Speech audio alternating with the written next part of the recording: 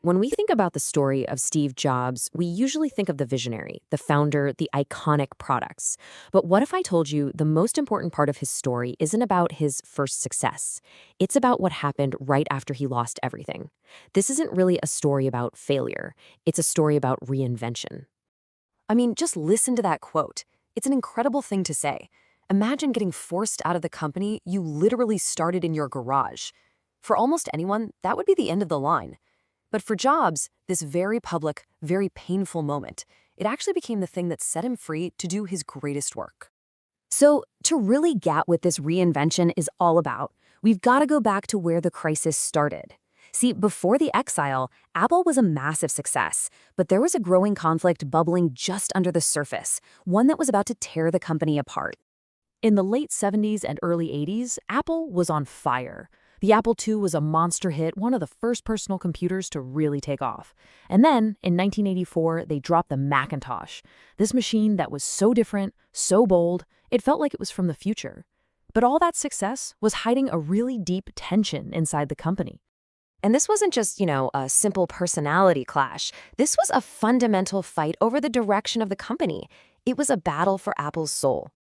On one side, you've got Steve Jobs. He's the intense, demanding visionary, always pushing for aggressive, world-changing innovation. And on the other side, you have John Sculley. He was the former Pepsi executive brought in to provide, quote, adult supervision. He was all about structured, predictable management. You can see how these two were on a collision course from day one. So what pushed it all over the edge? Well, it came down to business pressure. The board was getting really nervous. Sales for the Macintosh, as revolutionary as it was, were a lot slower than they'd hoped. They started to see Jobs' intense style as a liability, and they felt they had to choose the founder's risky vision or the executive's stable hand. And you can see from this timeline just how fast it all fell apart. Sculley is hired in '83, the Mac launches in '84, and by 1985, the power struggle explodes. The board picks a side, and Steve Jobs is stripped of all his responsibilities. 1985. That's the year. That's the moment. The founder was pushed out of his own company. Not by a competitor, but by the very people he had brought in. He later said the feeling was just devastating, a total public humiliation. Just try to imagine that for a second.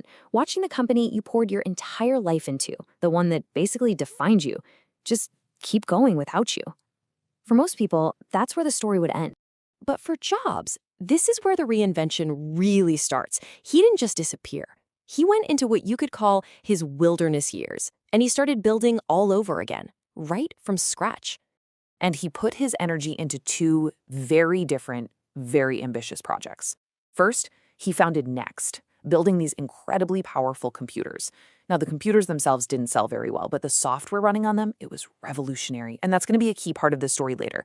At the same time, he bought this tiny computer graphics group from Lucasfilm and turned it into Pixar. And in 1995, its very first movie, Toy Story, changed filmmaking forever.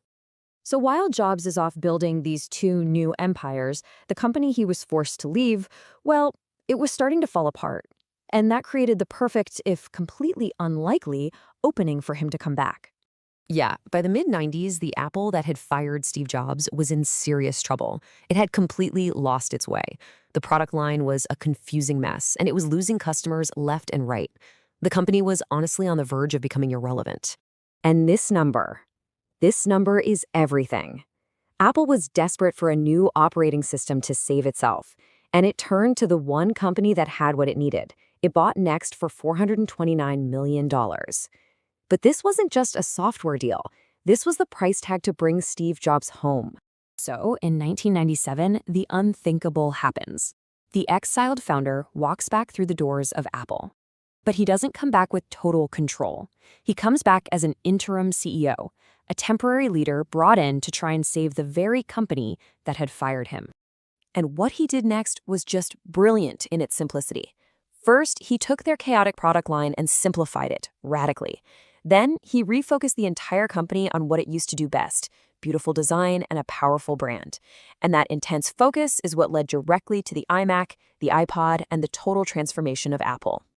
So, when you look back at this whole incredible drama, what's the real takeaway? It's more than just a comeback story. It's a powerful lesson in strategy. And here's the crucial point.